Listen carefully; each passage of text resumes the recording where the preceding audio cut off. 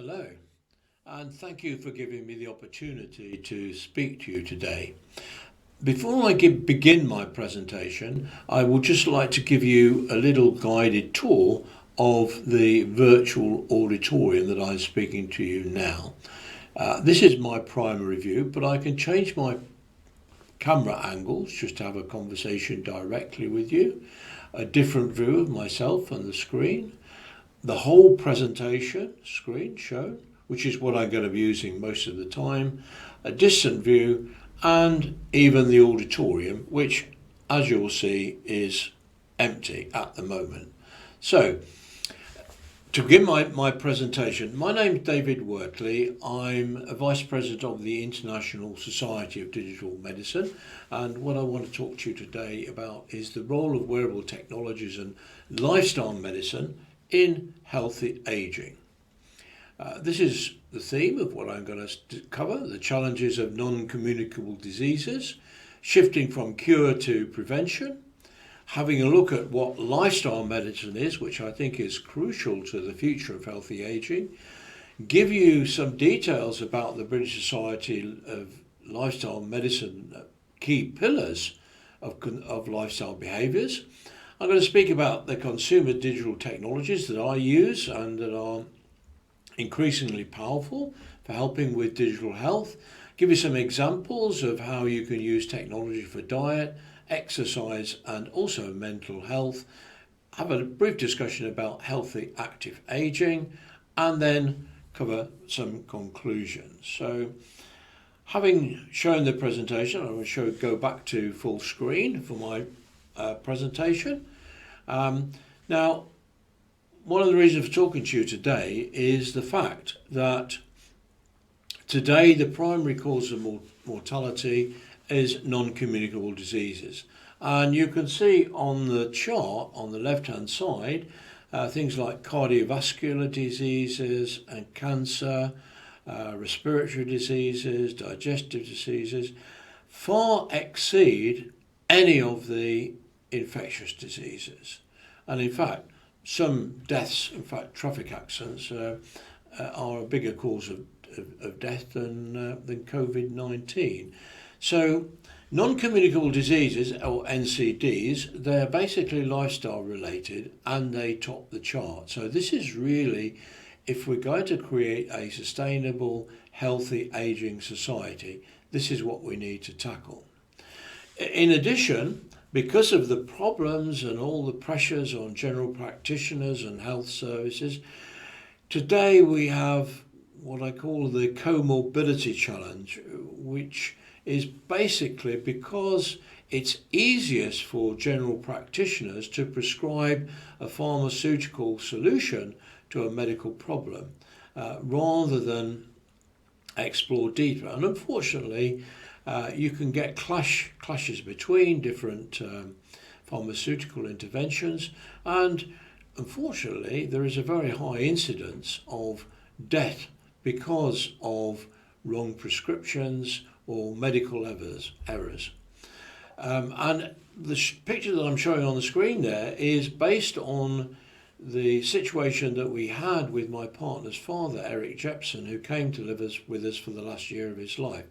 He had no dementia problems, but he did have a multiplicity of other health problems, which is why his daily drug routine that you see on the left-hand side of the table was so large. And it was my partner's responsibility to make sure that he took these when he was supposed to. Towards the end of his life, when it was obvious that he was getting towards death, his daily drug regime changed and the number of drugs was drastically reduced. So comorbidity is a significant problem. So the essence of it is that we need to make a transition from cure to prevention.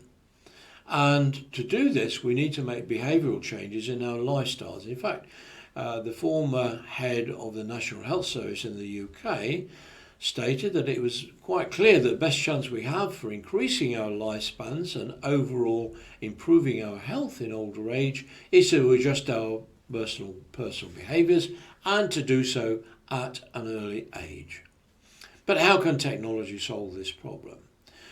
Well, the challenge is that how can we influence lifestyle behaviours and circumstances at an individual scale, individual level, but also at scale? Lifestyle medicine I see as a critical solution for the future. And the British Society of Lifestyle Medicine has described lifestyle medicine as evidence-based, that's important, clinical care that supports behaviour change through person-centric techniques to improve mental well-being, social connection, healthy eating, physical activity, sleep, and the minimisation of harmful substances and behaviours. So that in a nutshell is what lifestyle medicine is about. But it requires also not only behaviour change amongst citizens, but a shift in a doctor's role from cure to prevention. So the three principles of lifestyle medicine are that we need to acknowledge the need to action on socio-economic determinants of health. So very often these are the determinants of how we behave.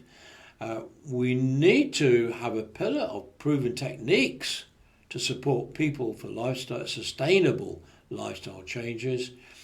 And final principle is to know and understand the 6 pillars of lifestyle medicine, which are healthy eating, mental well-being, healthy relationships, physical activity, minimising harmful substances, and sleep.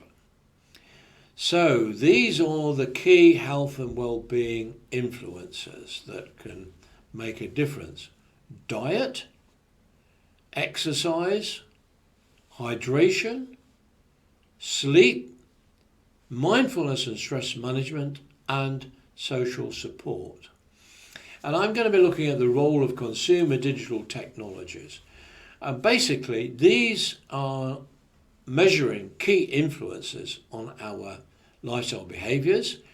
They provide an opportunity to create personal benchmarks. So it's no good telling an older person to walk 10,000 steps every day if that's not possible for them.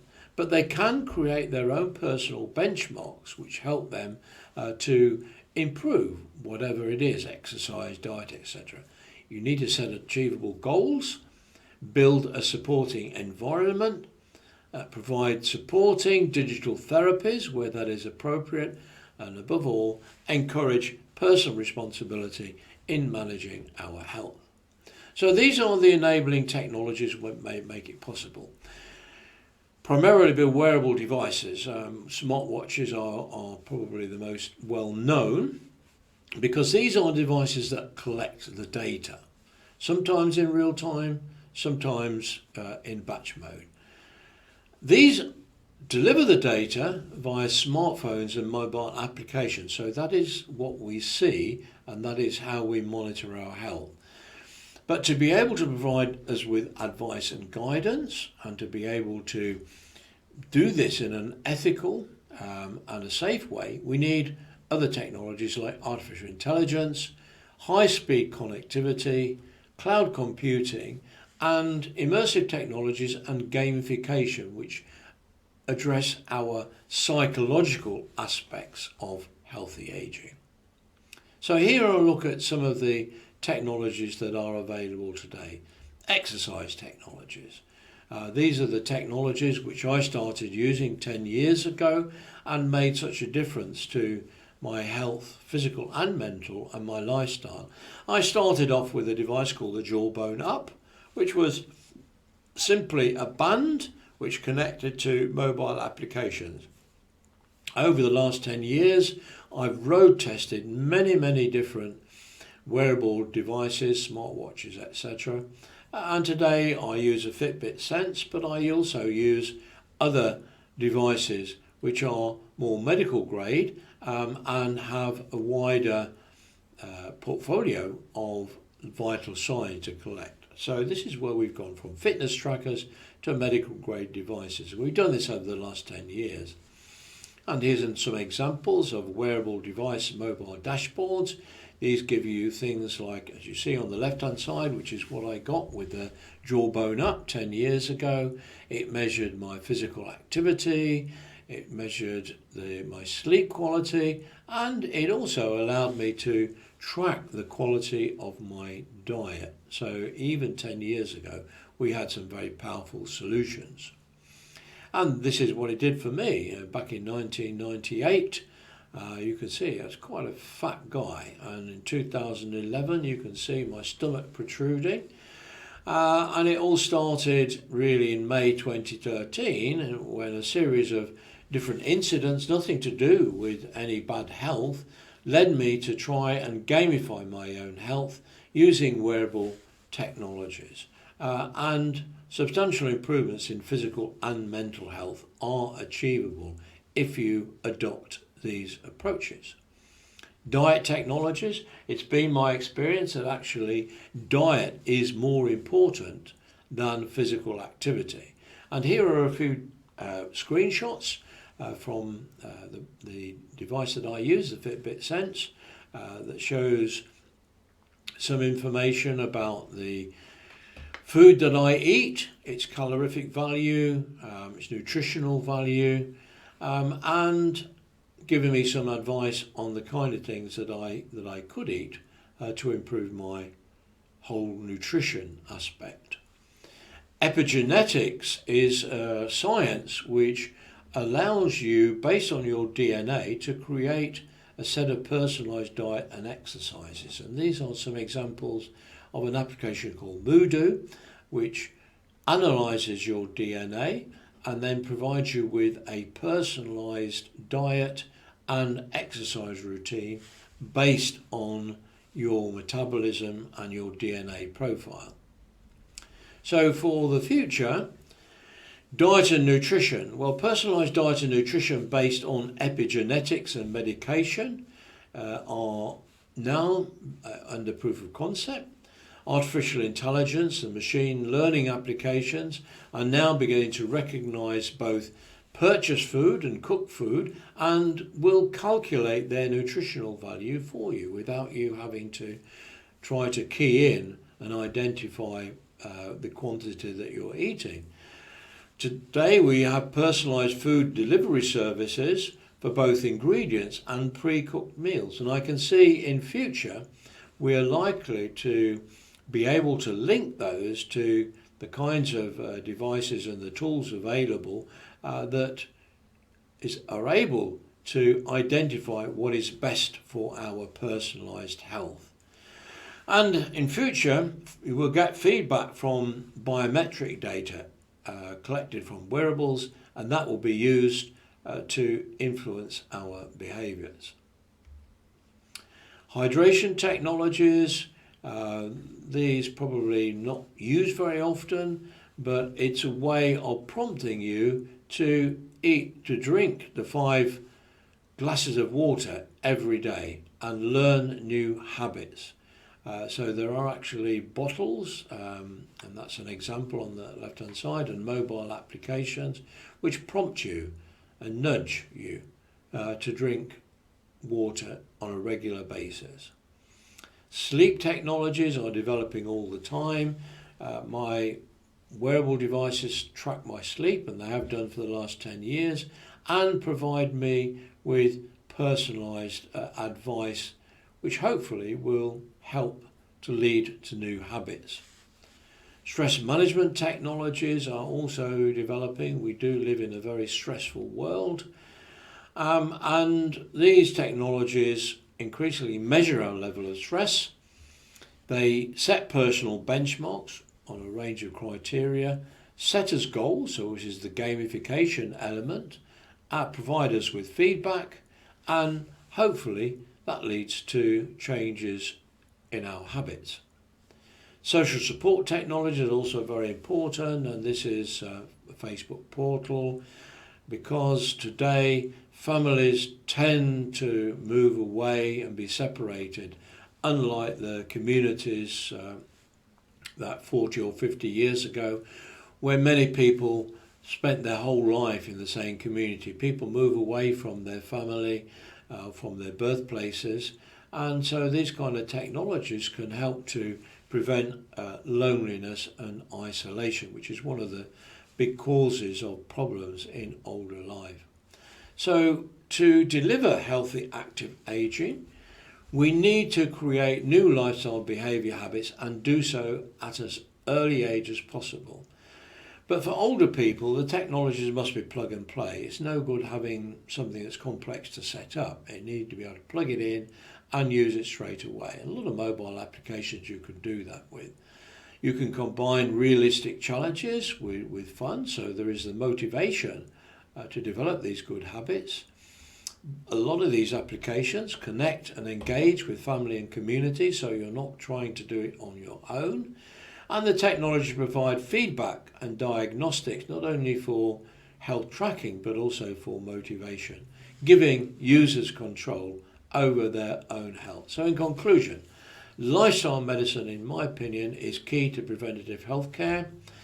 Behaviour change, though, is complex, and it depends upon personality and socio-economic situations. Digital technologies to measure key influences are increasingly affordable and increasingly medical grade. And finally, health and well-being digital ecosystems can facilitate win-win collaboration between health stakeholders. So we all need to work together to improve our lifestyles and help us to have longer lives, but more importantly, more healthy and active lives. So that concludes my presentation. I just want to thank you for listening to me today. This is a video recording, just in case I am not able to connect you in person, as I will be on vacation in France, and the quality of the Wi-Fi network and whether I'm able to connect to you is not necessarily certain. So thank you for listening again. If I am online, you are more than welcome to ask me a question. So thank you once again.